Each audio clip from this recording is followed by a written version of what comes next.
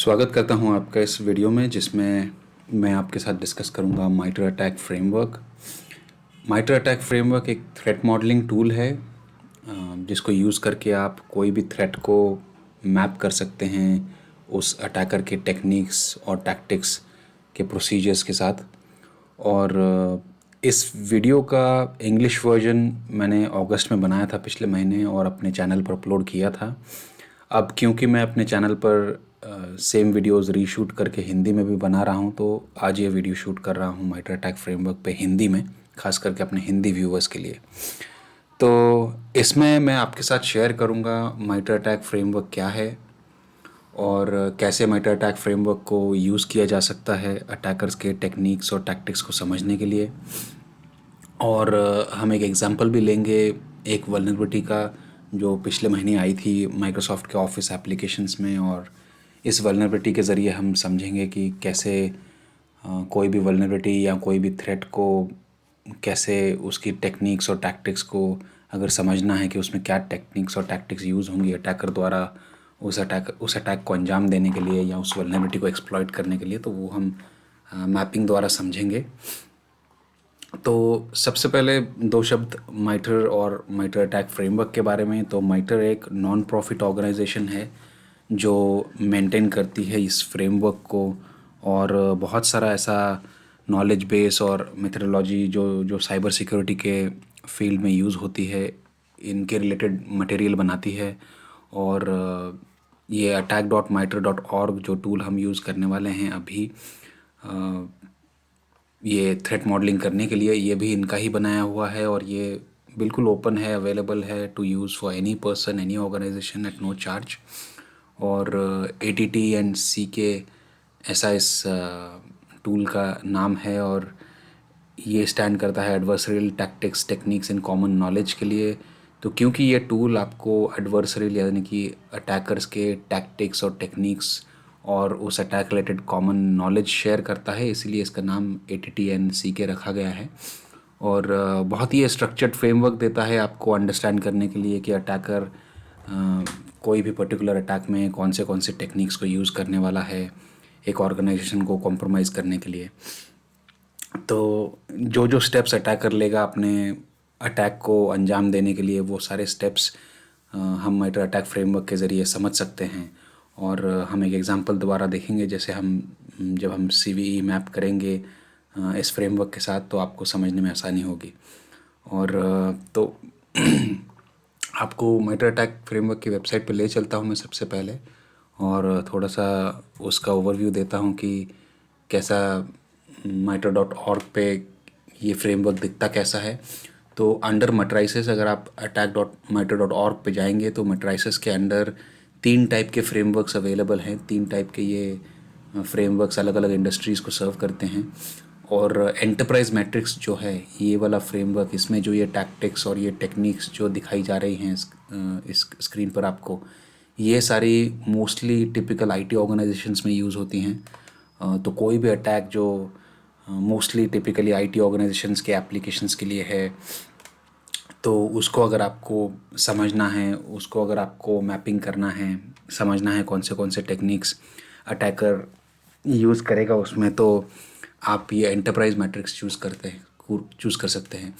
Similarly अगर आप कोई ऐसा अटैक स्टडी कर रहे हैं जो मोबाइल से रिलेटेड है, जो एंड्रॉयड या iOS को टारगेट कर रहा है, तो उस अटैक में अटैकर कौन से टैक्टिक्स को यूज़ करेगा मोबाइल को कॉम्प्रोमाइज़ करने के लिए, कौन से टेक्निक्स का इस्तेमाल करेगा, वो इस मैट्राइसिस के अंडर आपको मिल जाएंगी। तो वैसे ही ICS ये वाला तीसरा टाइप का मैट्रिक्स है। ICS stands for industrial control system. और जो भी इंडस्ट्रियल नेटवर्क है, जो भी इंडस्ट्रीज़ हैं, जैसे manufacturing companies, automotive part manufacturing companies, water plants, power plants, जो भी ये इंडस्ट्रीज़ हैं जो ऑपरेशनल टेक्नोलॉजी चलाती हैं कुछ पार्ट प्रोड्यूस करने के लिए, कुछ सर्विस प्रोड्यूस करने के लिए, तो ये ऐसे इंडस्ट्रियल कंट्रोल नेटवर्क के लिए अगर कोई अटैक बना है, तो उस उसको समझने के लिए आप ये ICS मैट्रिक्स का यूज़ करेंगे कि अगर कोई भी अटैकर ग्रुप ऐसे अटैक को अंजाम दे रहा है जो इंडस्ट्रीज़ को टारगेट कर रहा है, ना कि IT ऑर्गेनाइजेशंस को बल्कि इंडस्ट्रीज़ को, तो उसमें आप ये वाला मैट्रिक्स यूज़ करेंगे जिसके ज़रिए आप फिर समझ सकते हैं कौन से टैक्टिक्स और टेक्निक्स अटैकर यूज़ कर रहा है उस वाले अटैक में। तो ये है माइटर अटैक का ओवरव्यू। और इसमें और भी सब टाइप्स हैं। एंटरप्राइज में अगर आप जाओगे तो क्लाउड के लिए भी, तो अगर क्लाउड रिलेटेड कोई अटैक है जो अटैकर यूज़ कर रहे हैं क्लाउड एप्लीकेशंस को टारगेट करने के लिए, तो उसमें कौन से टेक्निक्स और टैक्टिक्स देखे गए हैं आज तक, इन सब का डेटाबेस बना के रखा हुआ है माइटर ने। तो माइटर जो ये ऑर्गेनाइजेशन है, इनका काम यही है। इनके बहुत सारे रिसर्चर्स हैं, सिक्योरिटी रिसर्चर्स, और ओवरऑल सिक्योरिटी वर्ल्ड से भी इनको कंट्रीब्यूशन मिलती रहती है। जो जो कोई भी अटैक्स आज तक हुए हैं उन सब में जो जो टैक्टिक्स और टेक्निक्स या टूल्स का इस्तेमाल हुआ है उन अटैक्स को कैरी आउट करने के लिए, तो उन सबको मद्देनज़र रखते हुए माइटर ने ये फ्रेमवर्क डेवलप किया है, जिसमें माइटर आपको बताएगा कि इनिशियल एक्सेस अगर लेना है अटैकर को, तो अटैकर कौन से टेक्निक्स यूज़ कर सकता है। फ़िशिंग ईमेल्स का इस्तेमाल कर सकता है, या कोई पब्लिक फेसिंग एप्लीकेशन है उसको टारगेट कर सकता है। तो एक स्ट्रक्चर्ड फ्रेमवर्क बनाया है माइटर ने, काफ़ी अच्छा, जिसको जिसके ज़रिए हम फिर अटैकर के टेक्निक्स को समझ सकते हैं और उस हिसाब से अपने सिक्योरिटी स्ट्रैटेजी को डिज़ाइन कर सकते हैं। तो थ्रेट मॉडलिंग करने के लिए एक बहुत ही अच्छा टूल है। और यहाँ पे अगर ये लिंक जो है view on the attack navigator, तो ये एक टूल है जो माइटर आपको फ्री में प्रोवाइड करता है। तो ये वाला तो उनकी तरफ से ये स्ट्रक्चर्ड फ्रेमवर्क डेवलप्ड है, और इसको स्टडी करने के लिए आप इस पर क्लिक कर सकते हैं, इस टैक्टिक के बारे में ज़्यादा इन्फॉर्मेशन ले सकते हैं, पढ़ सकते हैं। तो ये पढ़ाई के लिए है, लेकिन वैसे ही अभी अटैक नेविगेटर जो इस टूल पर मैं नेविगेट किया हूँ अभी, ये एक वेब बेस्ड टूल है जिसको आप यूज़ कर सकते हैं अपने थ्रेट मॉडलिंग के एक्सरसाइज में। तो अगर आप क्रिएट न्यू कहेंगे और एंटरप्राइज पे क्लिक करेंगे तो ये ऐसा फ्रेमवर्क पॉपुलेट होगा जो एडिटेबल रहेगा, डाउनलोडेबल रहेगा। तो सपोज़ आप कोई अटैक ऐसा स्टडी कर रहे हैं जिस अटैक में ज़्यादा करके फ़िशिंग ईमेल्स भेजे जाते हैं अटैकर्स द्वारा, और फ़िशिंग से वो एंट्री लेते हैं ऑर्गेनाइजेशन के नेटवर्क में, तो आप ये टेक्निक हाईलाइट करोगे और फिर यहाँ से कोई भी अपने पसंदीदा कलर चूज़ करेंगे और उसको हाईलाइट कर देंगे। तो ऐसे करके आप टेक्निक्स को हाईलाइट करेंगे और स्टडी करेंगे अटैकर के टेक्निक्स और टैक्टिक्स को। और ये डाउनलोडेबल भी है। आप एक बार ये आपका पूरा पॉपुलेट हो जाता है तो आप इसको फिर फ्रेमवर्क को डाउनलोड भी कर सकते हैं जेसॉन फाइल में, और अपनी टीम के साथ शेयर कर सकते हैं, और फिर आपकी टीम इस अटैक नेविगेटर पर जा सकती है और फिर यहाँ से ओपन एग्जिस्टिंग बोल के लोकल से फिर चूज़ करके उसको ओपन भी कर सकती है ऐसे। तो ये फ्रेमवर्क जो है ये मैंने ऑलरेडी पॉपुलेट किया हुआ था वीडियो के पहले, ताकि वीडियो ज़्यादा लेंदी ना हो, बहुत ही शॉर्ट में आपको एक जनरल अंडरस्टैंडिंग मिल सके थ्रेट मॉडलिंग की और इस फ्रेमवर्क की। तो मैंने पहले ही पॉपुलेट कर लिया था ये। तो ये फ्रेमवर्क मैंने बनाया है CVE 2023-36884। ये माइक्रोसॉफ्ट की वल्नरेबिलिटी है जो अगस्त में अनाउंस हुई थी। जब ये अनाउंस हुई थी, जैसा कि मैंने पहले कहा, मैंने ऑलरेडी इंग्लिश वर्जन में ये वीडियो अपलोड करके अपने चैनल पर डाल दिया था, बट हिंदी वर्जन में अब अभी अपलोड कर रहा हूँ। तो इस सीवी के रिलेटेड जो भी इन्फॉर्मेशन माइक्रोसॉफ्ट ने शेयर की थी, जैसे कि अटैक वेक्टर क्या होगा, नेटवर्क के ज़रिए ये अटैक आएगा, रिमोटली एक्सप्लॉइटेबल होगा, और अटैकर्स रिमोटली इस अटैक को कैरी आउट करेंगे। इसमें यूज़र इंटरेक्शन रिक्वायर्ड है या नहीं है, तो रिक्वायर्ड है बोला गया था। इसमें प्रिविलेज कोई रिक्वायर्ड है नहीं। तो ये सारे इन्फॉर्मेशन को स्टडी करते हुए, इस सारे इन्फॉर्मेशन को स्टडी करते हुए मैंने और भी बहुत सारे मैंने रेफरेंस आर्टिकल्स को स्टडी किया, और उसके बाद मैंने जाके ये जो फ्रेमवर्क है ये पॉपुलेट किया। तो अब ये फ्रेमवर्क एक बार जब पॉपुलेट हो गया है तो ये बहुत ही एक स्ट्रक्चर्ड वे में, एक अच्छे वे में मुझे बता रहा है कि इस सीवी रिलेटेड, जो कि ये माइक्रोसॉफ्ट के ऑफिस एप्लीकेशंस में जो वल्नरेबिलिटी है, इसको अगर अटैकर टारगेट कर रहे हैं, एक्सप्लॉइट कर रहे हैं, अटैक कर रहे हैं, तो कैसे ये अटैक कैरी आउट होगा, क्या इसके डिफरेंट स्टेजेस होंगे, और कैसे अटैक सक्सेसफुल होगा, क्या क्या डिफरेंट टेक्निक्स इन्वॉल्व होंगी।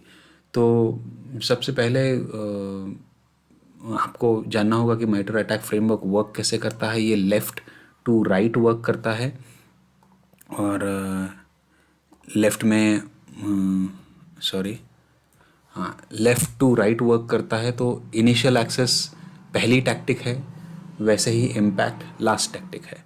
इनिशियल एक्सेस से पहले भी दो टैक्टिक्स हैं जो कि रिकॉनेसेंस एंड रिसोर्स डेवलपमेंट, लेकिन ये प्री अटैक स्टेजेस होती हैं जिसमें विक्टिम के बारे में बहुत सारी इन्फॉर्मेशन गैदर की जाती है। तो ये रिसोर्स डेवलपमेंट्स की दो टैक्टिक होती हैं, तो इसमें इसलिए एक्चुअल अटैक में मैं इसको नहीं ले रहा हूँ। एक्चुअल अटैक से मैं स्टार्ट करूँगा कि इनिशियल एक्सेस इस सीवी रिलेटेड, मतलब ये जो सीवी जो माइक्रोसॉफ्ट ऑफिस के एप्लीकेशंस में जो वल्नरेबिलिटी थी उनको टारगेट कर रही है। तो अगर अटैकर को इस वल्नरेबिलिटी को एक्सप्लॉइट करना है तो वो क्या पहला स्टेप लेगा, क्या पहली टेक्निक यूज़ करेगा। तो जैसा कि माइक्रोसॉफ्ट के यहाँ पर ये आर्टिकल में लिखा हुआ था कि ये वल्नरेबिलिटी रिमोटली एक्सप्लॉइटेबल है और अटैकर्स रिमोटली एक्सप्लॉइटेबल है और वो यूज़र इंटरेक्शन चाहते हैं। तो और भी कुछ ऐसे आर्टिकल्स थे जिनको रेफ़र करके मैंने ये कंक्लूड किया कि ओके, अटैकर का इनिशियल एक्सेस मेथड होगा फ़िशिंग ईमेल।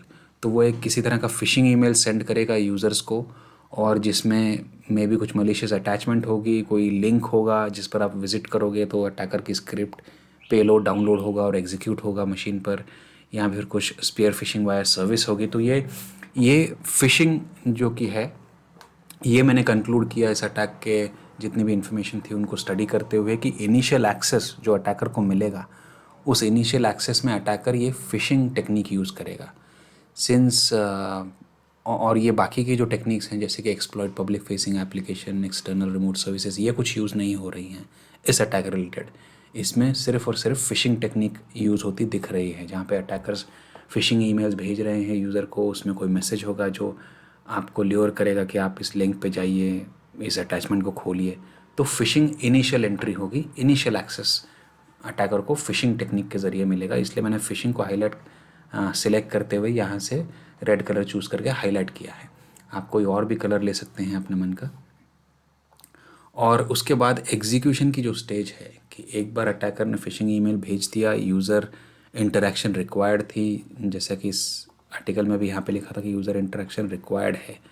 तो यूज़र इंटरेक्शन रिक्वायर्ड थी तो अटैकर यूज़र फिर क्लिक करेगा उस पर।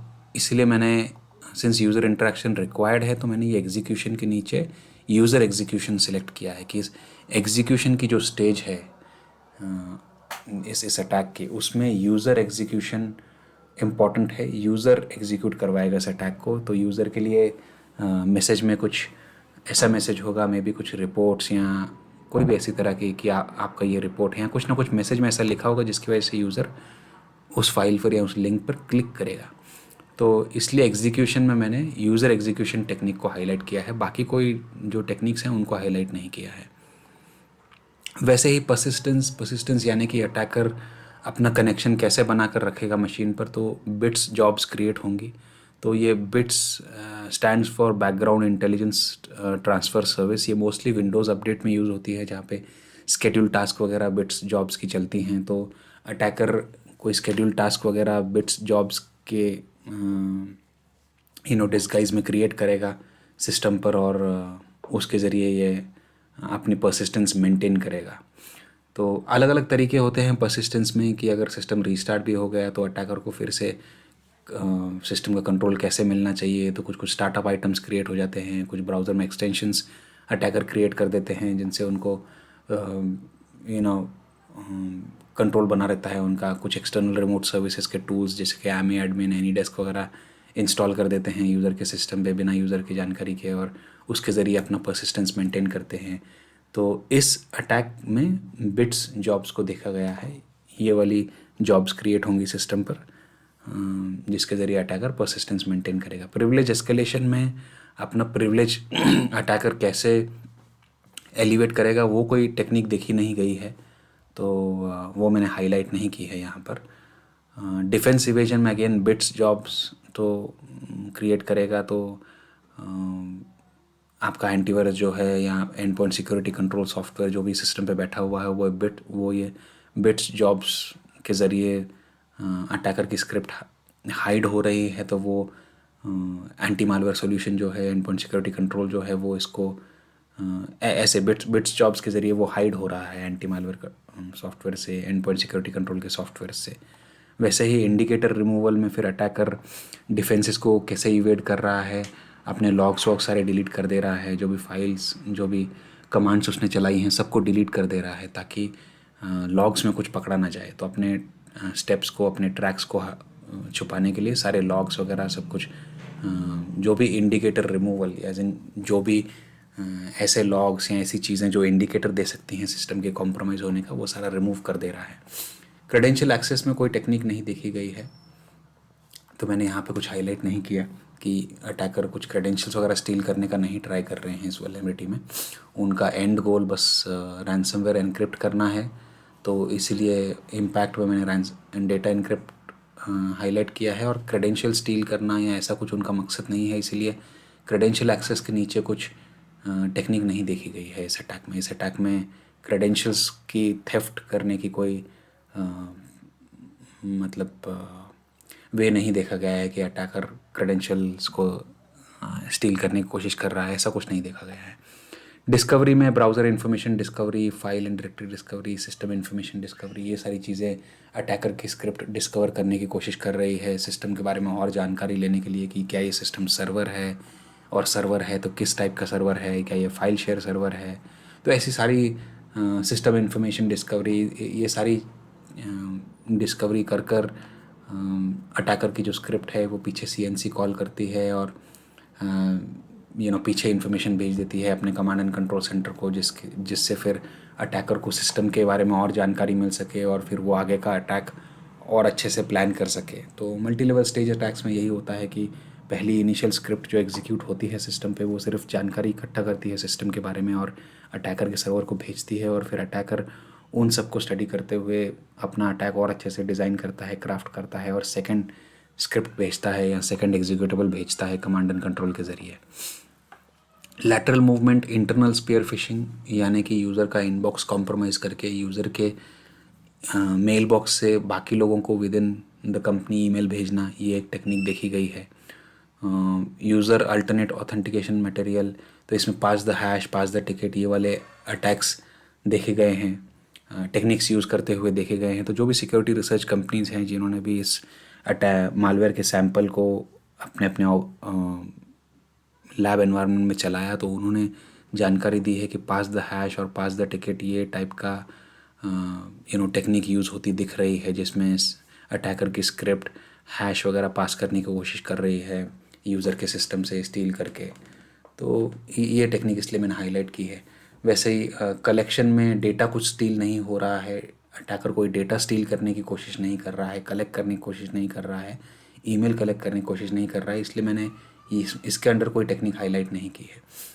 कमांड एंड कंट्रोल इस स्टेज के अंदर, इस टैक्टिक के अंदर वेरियस प्रोटोकॉल्स आ जाते हैं, एप्लीकेशन लेयर प्रोटोकॉल की, मे बी DNS प्रोटोकॉल के ज़रिए अटैकर कमांड एंड कंट्रोल लेगा अपने सिस्टम का, मेल प्रोटोकॉल्स के ज़रिए, वेब प्रोटोकॉल, ये सारे प्रोटोकॉल्स हैं। इनको आप डिटेल में भी माइटर अटैक वेबसाइट पर आप इन टेक्निक्स के बारे में स्टडी कर सकते हैं कि ये अटैक टेक्निक्स एक्चुअली हैं क्या, इन डिटेल आप स्टडी कर सकते हैं। कौन से अटैकर ग्रुप्स हैं जो इस टेक्निक्स को यूज़ करते हुए दिखे हैं पास्ट में, इन सब का डेटाबेस है। तो ये भी एक अच्छी चीज़ है। जैसे रियल वर्ल्ड में पुलिस अपने क्रिमिनल्स का डेटाबेस बनाकर रखती है, ग्रुप्स के नाम, उनके मेंबर्स, वैसे ही माइटर ऑर्गेनाइजेशन ये भी एक काम करती है, जिसमें ये अटैकर के नाम, उनके ग्रुप से जुड़े हुए कुछ लोग और क्या टूल्स इस्तेमाल होते हैं, उनके नेम्स क्या हैं, ये सब का भी डेटाबेस बना के रखती है माइटर ऑर्गेनाइजेशन। तो काफ़ी अच्छा थ्रेट मॉडलिंग के लिए माइटर का इस्तेमाल किया जा सकता है। इनके जो अवेलेबल टूल्स हैं, इनका जो अवेलेबल डेटाबेस है, वो इस्तेमाल किया जा सकता है नॉलेज बेस थ्रेट मॉडलिंग करने के लिए। एंड इम्पैक्ट यही है, डेटा इनक्रिप्ट कर देना सिस्टम पर और फिर बाद में यूज़र से रैंसम मांगना, ऑर्गेनाइजेशन से रैंसम मांगना कि इतना इतना पैसा दे दीजिए तो हम आपका डेटा आपको वापस कर देंगे, अगर नहीं दोगे तो हम फिर सिस्टम को, डेटा को डिस्ट्रॉय कर देंगे, इनक्रिप्ट करके करप्ट कर देंगे पूरा। और इनहेबिट सिस्टम रिकवरी, वही मतलब कि रैंसम दिए बिना कोई भी सिस्टम की रिकवरी पॉसिबल ना हो। तो ये इनका एंड इम्पैक्ट करने का इरादा है। तो उम्मीद करता हूँ कि ऐसे आपको इस एग्ज़ाम्पल के ज़रिए समझ में आया होगा कि माइटर अटैक फ्रेमवर्क के इस टूल को, अटैक नेविगेटर टूल को कहाँ से यूज़ करते हैं और यूज़ करके हम कैसे थ्रेट मॉडलिंग कर सकते हैं, कैसे समझ सकते हैं कि ये पर्टिकुलर अटैक या ये पर्टिकुलर थ्रेट आपके ऑर्गेनाइजेशन को कैसे टारगेट करेगा और उसके लिए आपको प्रायोरिटी पे कहाँ पर सिक्योरिटी लगानी चाहिए। जैसे फ़िशिंग इनिशियल एक्सेस, पहला डोर जहाँ से अटैकर एंट्री लेगा वो फ़िशिंग है।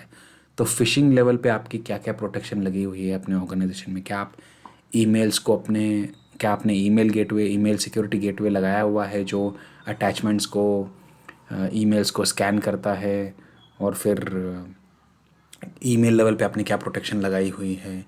वैसे ही यूज़र एग्जीक्यूशन में आप अपने यूज़र्स को अवेयर करते हैं रेगुलर सिक्योरिटी अवेयरनेस ट्रेनिंग्स के ज़रिए कि वो कोई भी अननोन फिशिंग ईमेल्स को ना ओपन करें, लिंक्स को ना ओपन करें। तो ऐसा जो भी वल्नरेबिलिटी या जो भी अटैक, जो भी थ्रेट वर्ल्ड साइबर स्पेस में दिखता है, उसको अगर आप ऐसे माइटर अटैक फ्रेमवर्क के साथ मैप करने की आदत डाल लो तो आपको फिर बहुत ही सहज तरीके में समझ में आने लग जाएगा कि अटैक की स्टेजेस क्या हैं, डिफरेंट डिफरेंट।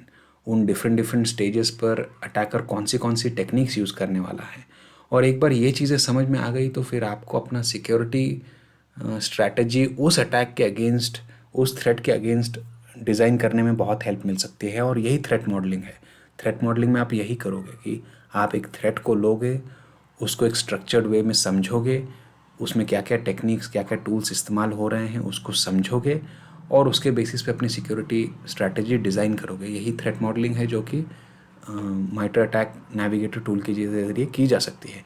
ऐसे ही और फ्रेमवर्क्स भी हैं, एक साइबर किल चेन फ्रेमवर्क भी है, और भी फ्रेमवर्क्स हैं ऐसे जो अवेलेबल हैं, बट मैंने मोस्टली माइटर अटैक फ्रेमवर्क यूज़ किया है और मुझे माइटर अटैक फ्रेमवर्क बहुत पसंद आता है, तो इसीलिए मैंने माइटर अटैक फ्रेमवर्क का आपको एग्जांपल दिया है।